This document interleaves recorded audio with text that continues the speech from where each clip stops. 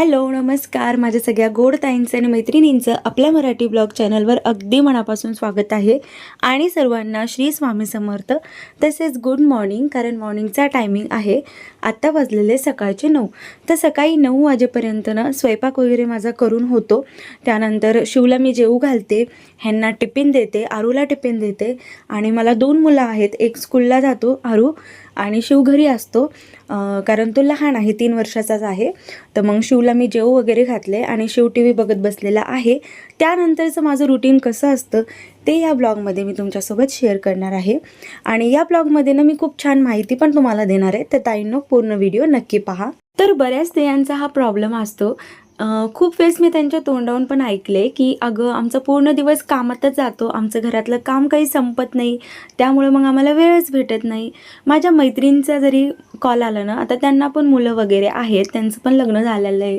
तर माझ्या मैत्रिणींचा जरी कॉल आला ना, त्या म्हणतात अगं आम्हाला वेळच भेटत नाही कॉल करायला, सगळा दिवस आमचा कामातच निघून जातो. हो, बरोबर आहे. गृहिणींना घरात खूप सारे कामं असतात, ते सगळं करून स्वतःसाठी टाईम काढणं थोडंसं अवघड असतो. हो, पण जर ही सर्व कामं जर नियोजनानं केली ना, तर खूप म्हणजे आपला वेळ वाचतो आणि सगळी कामं करायला आपल्याला सोपं जातं. ते कसं सांगते, माझ्यावरून सांगते, माझं कसं रुटीन वगैरे आहे. तर बघा, सकाळी 9 वाजेपर्यंत माझं स्वयंपाक वगैरे सगळं होतं, मुलाला जेवू घालणं होतं. आणि माझे मिस्टर असतात ना, तेव्हाच मी स्वयंपाक वगैरे करून घेते, कारण माझा मुलगा लहान आहे एक. आणि आरूचं तर मी सकाळी सगळं आवरून देते, डब्बा वगैरे बनवते, त्याला सगळं त्याचं आवरण्यापासून ते बॅगमध्ये टिफिन ठेवण्यापासून सर्व मी करते. त्यानंतर ह्यांनी असतात तोपर्यंत शिवला घेतात, मग मी पटकन माझा स्वयंपाक सगळं आवरते आणि त्यानंतर लगेच शिवला जेवू घालते. नंतर तोपर्यंत वाजतात 9 ते 10:30 वाजेपर्यंत बाकी सगळी घरातली माझी कामं होतात. जास्तीत जास्त 11 वाजतात, पण 11 वाजेपर्यंत माझी होऊन जातात. तर बघा, ह्यांनी कामाला गेले ना, तर मी अजिबात टाईमपास करत नाही. म्हणजे टी व्ही पाहणं तर लांबपर्यंत नाही, कारण टी व्ही पाहायला मला आधीपासूनच आवडत नाही. त्यामुळे मग मी काय डेली सोप टी व्ही किंवा मग सिरियल वगैरे ते काही बघत नाही. जरी मला बघा वाटलं ना कधी, तर मी टी व्हीमध्ये गाणे वगैरे लावते, जुने गाणे. मला किशोर कुमारचे, लता मंगेशकरचे गाणे वगैरे ऐकायला खूप आवडतात, तर ते काही लावते. नाही तर मग तारक मंत्र वगैरे लावलं किंवा मग देवाचे गाणे लावले, तर असं लावून ठेवते आणि मी माझ्या कामाला लागते. त्यामुळे काय होतं, माझं कामही होऊन जातं आणि म्हणजे गाणे वगैरे ऐकत ना सगळी कामं कधी संपतात हे पण कळत नाही. आणि फक्त 1.5 तास लागतो बघा एवढी सर्व कामं करायला. तर बघा, स्वयंपाक झाल्याच्या नंतर फक्त आपली 2-3 कामं राहतात, ती म्हणजे भांडी घासणं, झाडूपोछा करणं आणि कपडे धुणं. तर काय करायचं, जर तुमच्याकडे वॉशिंग मशीन असेल ना, तर बाकीचं सर्व काम करण्याआधी म्हणजे स्वयंपाक झाला की आधी वॉशिंग मशीनमध्ये कपडे टाकायचे, त्यानंतर भांडी घासायला लागायचं. त्यामुळे काय होतं, कपडे धुणं होऊन जातात आणि साईड बाय साईड तुमचे इकडं भांडे पण होऊन जातात. तर अशा प्रकारे ना वेळ पण वाचतो. अर्ध्या तासामध्ये कपडे होतात आणि तोपर्यंत भांडे पण होऊन जातात. त्यानंतर राहिला झाडूपोछाला तर काही जास्त वेळ लागत नाही, जास्तीत जास्त 15 मिनिट लागतात झाडू मारायला, 5 मिनिट, आणि पोछा मारायला 10 मिनिट.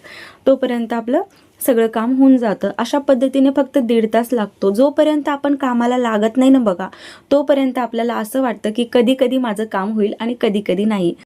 एकदा का आपण कामाला लागलो ना बघा, फक्त 1.5 तासात किंवा मग जास्तीत जास्त 2 तासात आपली सगळी कामं आटपतात. फक्त कामाला लागायची देर असते. तर आपला वेळ कुठे कुठे वाया जातो ते सांगते. सगळ्यात पहिले म्हणजे ना, टी व्ही बघण्यात, मोबाईल पाहण्यात, रील स्क्रोल करण्यात किंवा मग शॉर्ट व्हिडिओ बघण्यात, या सगळ्या गोष्टीमध्ये आपला वेळ जातो. हो, पाहायचा असतो मोबाईल वगैरे, ते सगळं मान्य आहे, पण रिकाम्या वेळेमध्ये. कारण सकाळचा जो टाईम असतो ना, तो खूप किमती असतो बघा. ह्या टायमावरूनच आपला दिवस कसा जाणार हे ठरवला जातो. बघा, सकाळी जर आपण उशिरा उठलो ना, तर आपला सगळा दिवस खराब जातो. आणि सकाळी आपण लवकर उठलो ना, तर आपला दिवस खूप छान जातो. कसं ते सांगते. जेव्हा आपण सकाळी उशिरा उठतो ना, त्यावेळेस आपल्या सकाळच्या कामांना खूप उशीर होतो आणि आपली खूप चिडचिड होते आणि घरातलं वातावरण पण बिघडतं त्यामुळे. आणि दुसरी गोष्ट म्हणजे आपला सगळा दिवस ना कामात जातो. जर सकाळी आपण 6 वाजता जरी उठलो ना, तरी सुद्धा आपली सगळी कामं व्यवस्थित होतात. आणि यामुळे काय होतं, आपला दिवसही छान जातो, कारण नंतर मग आपल्याला आपल्या मुलांना द्यायसाठी वेळ भेटतो, स्वतःसाठी वेळ भेटतो. आणि त्यामुळं मग आपला दिवसही छान जातो. किंवा मग आपण दिवसभरात मग एक्स्ट्रा कामं करू शकतो, टी व्ही, मोबाईल काय पाहायचं ते पाहू शकतो. आणि अशा पद्धतीने आपला दिवस छान जातो. त्यामुळे काय करायचं, सकाळी स्वयंपाक वगैरे आवरला की लगेच कामाला लागायचं आणि 1 ते 2 तासामध्ये सगळी कामं आवरायची. काम करून बसायचं. माझी आई नेहमी म्हणते बघा की असं काम ठेवून कधीच नाही बसायचं. आधी काम सगळं करायचं आणि त्यानंतरच मग आराम वगैरे करायचा. हां, कधी दुखू लागलं, तब्येत ठीक नसेल तेव्हा चालेल, पण नॉर्मली होता होईल तेवढं घर स्वच्छ आणि सुंदर ठेवायचा प्रयत्न करायचा. त्यामुळे काय होते, घरात नेहमी लक्ष्मीचा वास राहतो, घरात सुख समृद्धी नेहमी राहते, सकारात्मकता राहते, असं माझी आई म्हणते. आणि मग मी पण तेच फॉलो करते. हो, मला पण खूप मोबाईल वगैरे बघायला आवडतं आणि बघण्यापेक्षाही माझा जास्त टाईम जातो ते म्हणजे एडिटिंगमध्ये, व्हिडिओ एडिट करण्यामध्ये. आणि म्हणून मग सकाळी होता होईल तेवढी ही सगळी कामं मी लवकर आवरते, 11 वाजेपर्यंत आवरते. त्यानंतर मग मी पण जेवण वगैरे करते आणि ब्लॉग एडिट वगैरे करायला लागते. आणि अशा पद्धतीने माझं दररोजचं रुटीन चाललं असतं. आशा करते की मी कुणाचंही मन नाराज नसेल केलं. मी फक्त माझं रुटीन तुमच्यासोबत शेअर करत आहे.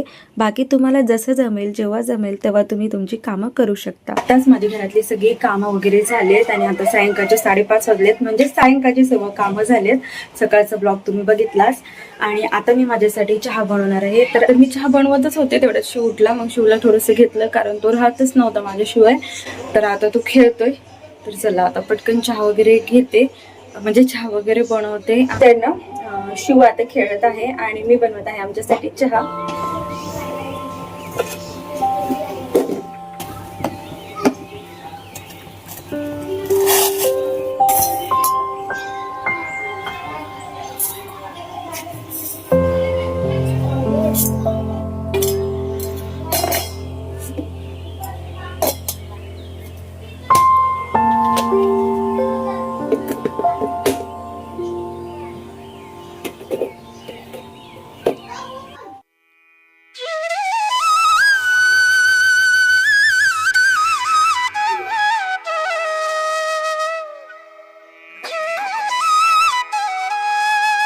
तर सकाळी 11 वाजताच माझं सगळं काम झालं. नंतर मी दुपारी थोडासा आराम केला, मुलांचा अभ्यास घेतला, त्यानंतर माझंही थोडंसं काम केलं, ब्लॉग वगैरे एडिट केला. नंतर 5 वाजता उठले, झाडू वगैरे मारला, कपड्यांना फोल्ड करून कपाटमध्ये ठेवून दिलं आणि आता मी बनवत आहे माझ्यासाठी चहा. आणि आता टायमिंग सांगते ताईंनो, 5:30 वाजलेले आहेत आणि तुम्ही पण या चहा प्यायला. तर आता मी आलेली आहे किचनमध्ये. चहा वगैरे माझा पिऊन झाला. मुलं छान असे खेळत आहेत हॉलमध्ये आणि सकाळी खूप सारी भांडे पडली होती. तर आता ती एक एक करून मी सगळी ट्रॉलीमध्ये आणि रॅकला लावून घेत आहे. भांडे वगैरे मी पुसूनच लावते थोडंसं, जे ओले असतील बघा ते, कारण त्यामुळे काय होतं, ओले भांडे आपण तसेच लावले ट्रॉलीमध्ये तर ट्रॉल्या खराब होतात म्हणून. तर आता सगळी भांडे वगैरे माझे लावून झालेले आहेत. त्यानंतर आता मी कुकर वगैरे लावून घेते सुरुवातीला, कारण बघा बाकीचं मग भाजीची तयारी वगैरे करेपर्यंत वरण भात होऊन जातं म्हणून. तर इथे बघू शकता तुम्ही, आता मी कुकर वगैरे लावलेलं आहे. कुकरला मी वरण भात लावते. वरण भात आमच्या तर दररोज लागतोच, वरण भात, भाजी, चपाती, त्याशिवाय कुणालाही जेवण जात नाही. असो, तर आता इथे सायंकाळची भांडी वगैरे मी घासून घेत आहे आणि त्याआधीनं मी हे भांड्याचं घर क्लीन करत आहे. जसं की मला सवय आहे बघा, 15 दिवसातून किंवा महिन्यातून म्हणा एकदा तरी ही भांड्याचं घर मी क्लीन करते. कारण ज्या भांड्याच्या घरात आपण वर्षानुवर्ष भांडे ठेवतो त्याला पण घासण्याची गरज असते बघा. ज्या घरामध्ये आपण स्वच्छ केलेले भांडे ठेवतो त्याला एकदा तरी आपण क्लीन करायचं, कारण ते घाण असून कसं चालेल ना, कारण तीच प्लेट, तेच पातेले, त्याच्यातच आपण जेवण वगैरे बनवतो. त्यामुळं ही भांड्याची जाळी महिन्यातून का होईना किंवा मग 2 महिन्यातून का होईना एकदा तरी क्लीन करत जावा. तर आता इथे मी भांड्याच्या घराला भांड्याचं घर म्हणत आहे, कारण आमच्या परभणी साईडला तसंच म्हणतात म्हणून. असो, तर इकडे भांड्याची जाळी वगैरे म्हणतात, तर मी पण तेच म्हणते, नाही तर परत मला कॉमेंट येतील की अगं भांड्याचं घर नाही ते भांड्याची जाळी आहे म्हणून. माझं किचनमधलं सगळं आवरून झालं, आता मला स्वयंपाकाला लागायचंय.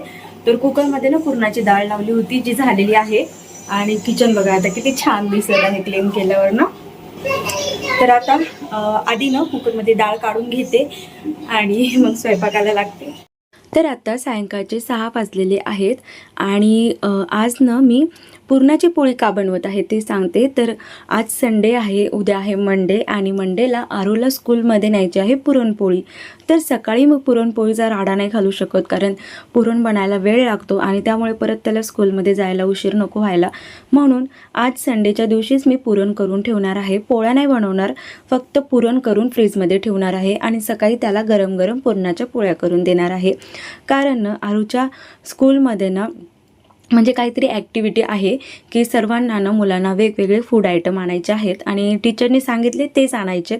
तर आरूला ना महाराष्ट्रीयन पुरणपोळी आणायची सांगितले आणि आमच्या घरी तर पुरणपोळी खूप जास्त बनते आणि सगळ्यांना प्लस आवडते सुद्धा, कारण आमचं तर ते आवडतीचं जेवण आहे पुरणपोळी वगैरे. तर म्हणून मग ना मी थोडं जास्तच बनवत आहे. तर न भांडे वगैरे घासायच्या आधीच वरण भात काढल्याच्या नंतर लगेच मी कुकरमध्ये पुरणासाठी डाळ शिजायला टाकली होती. त्यामुळे मग डाळ पण शिजणं झाले, सोबतच मी वरणाला फोडणी देऊन घेतली आहे आणि आता चपात्या वगैरे माझ्या करायच्या राहिल्यात. तर आधी न मी पुरण करून घेईल आणि त्यानंतर मग बाकी चपात्या वगैरे करेल. तेवढ्यातच आरू आला आणि मला थोडेसे शब्द वगैरे विचारत होता, कारण मी त्याला शब्द वगैरे पाठ करायला दिले होते. तर तो आता त्याचा अभ्यास करत बसलेला आहे, कारण बघा घरातलं काम खूप आवश्यक आहे पण मुलांचा अभ्यास त्याहूनही जास्त आवश्यक आहे. त्यामुळे मग साईड बाय साईड तेही चालू असतं. प्लस पिल्लू आता माझ्याशिवाय राहत नव्हतं, मग पिल्लूला मी घेऊन आलेली आहे किचनमध्ये.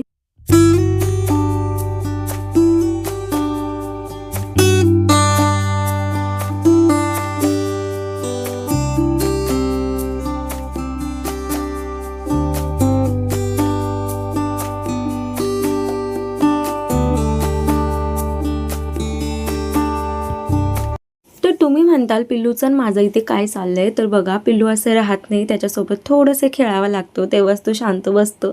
म्हणून मग पिल्लूसोबत इथे खेळणं चालू होतं. असो, त्यानंतर इथे साईड बाय साईड पुरण पण बनवणं चालू आहे आणि पुरण बनवायला ना बघा थोडासा वेळच लागतो. तर आता ना सुरुवातीला मी कढईमध्ये पुरण टाकून घेतलं, नंतर त्यामध्ये ना जे गूळ आहे ना ते बारीक करून टाकला आणि थोडीशी साखर टाकली, कारण नुसता गूळ टाकला ना बघा तर मग खूप म्हणजे एकदम घट्टसर होतं ते आणि व्यवस्थित पोळ्याने करतायत. त्यामुळे त्यासोबत ना थोडीशी साखर टाकायची, त्यामुळे काय होतं थोडंसं पुरण सैल राहतं आणि चपात्या लाटायला सोपं पडतं. तर अशाच पद्धतीने मी नेहमी पुरण वगैरे बनवते, पुरणाला चटका देऊन घेते. आणि आमच्या घरी ना साखरेच्या पुरणापेक्षा ना गुळाचं पुरण जास्त करून सर्वांना आवडतं, म्हणून मग तशा पद्धतीने मी बनवते. आणि हेल्दी पण आहे बघा, जास्त साखर वगैरे काही खाल्लेली चांगली नसते त्यामुळे. आणि इलायची पावडर मी यामध्ये म्हणजे इलायची पावडर केलेलं नव्हतं माझ्याकडे, म्हणून मी काय केलं, जेव्हा आपण डाळ मिक्सरमधून काढतो ना बघा त्यावेळेस डाळीतच मग इलायची ज्या आहेत ना ते 2-3 फोडून टाकल्या. त्यामुळे मग इलायचीचं जे अरोमा आहे ना ते ऑटोमॅटिक डाळीमध्ये आता आलेलं आहे. तर इथे बघू शकता आता साईड बाय साईड पुरण होत आहे. पुरण घट्ट व्हायला थोडासा वेळच लागतो आणि इथे पिल्लूसोबत गप्पा मारत मारत माझं काम चालू आहे. तर सोबतच आता मी थोडंसं कणिक वगैरे पण मळून घेत आहे. हाय, 1 2 म्हणून दाखव बरं 10 पर्यंत. 1 2 3 4 5 6 7 8 9 10 11 12 22. अजून 100 पर्यंत. 100. असं नाही, 100 पर्यंत म्हणून दाखव. लास्ट बघा, त्याला येतं 100 पर्यंत पण लास्ट येतं. लवकर येतात. तू म्हणलास नाही पप्पाला, पप्पा या आण लवकर. बॅट वाजवली मच्छरची. मच्छर आहेत घरात. बर, गुड नाईट लावले ना. हे काय हे काय हे काय, डोळे बघा डोळे. इकडं इकडं इकडं कसं केलं तू, एकदा दाखव. असं कसं केलं शिव. यस पासून आहे. तुझं नाव काय. यस पासून आहे, नाव काय तुझं ते सांग.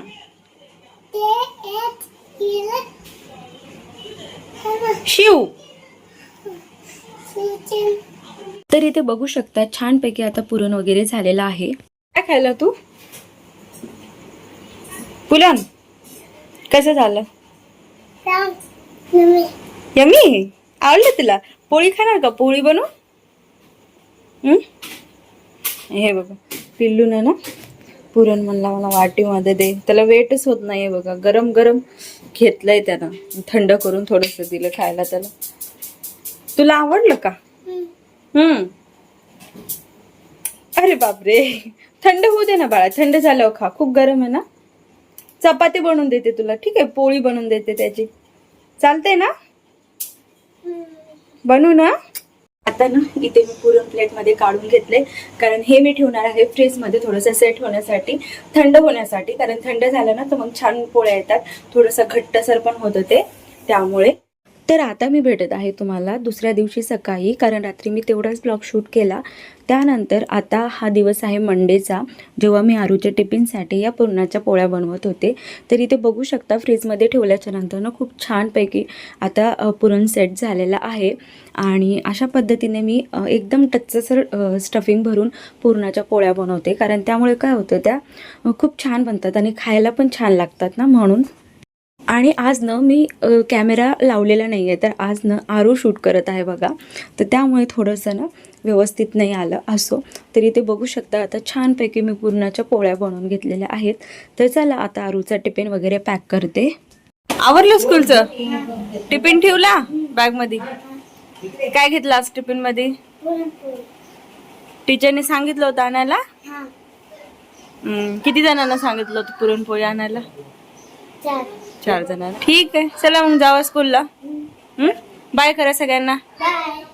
तर आता आरू स्कूलला गेला, त्यानंतरनं आऊंसाठी आणि माझ्यासाठी पण मी पुरणाच्या चपात्या बनवल्या. आणि आज मी सिंपल असं जेवण बनवलं आहे, पुरणाचं आहे पण सिंपलच आहे. भजे पापड्या वगैरे काही केल्या नाही, कारण काही सण वगैरे नव्हता, नॉर्मली बनवलं होतं म्हणून. तर बटाट्याची भाजी, आमटी, पुरणाची चपाती आणि सिंपल चपाती एवढं होतं. तर आता ह्यांनी जेवण वगैरे करत आहेत आणि मी पण आता बाकीच्या सर्व चपात्या वगैरे करून घेते. तर ताईंनो, आता इथेच व्हिडिओचा एंड करते. आजचा ब्लॉग तुम्हाला कसा वाटला मला नक्की कॉमेंट करून सांगा. व्हिडिओ आवडला असेल तर लाईक करा, शेअर करा आणि चॅनलला नक्की सबस्क्राईब करा. सगळ्यांनी काळजी घ्या. भेटते तुम्हाला एका नवीन ब्लॉगमध्ये. Thank you so much for watching. Bye.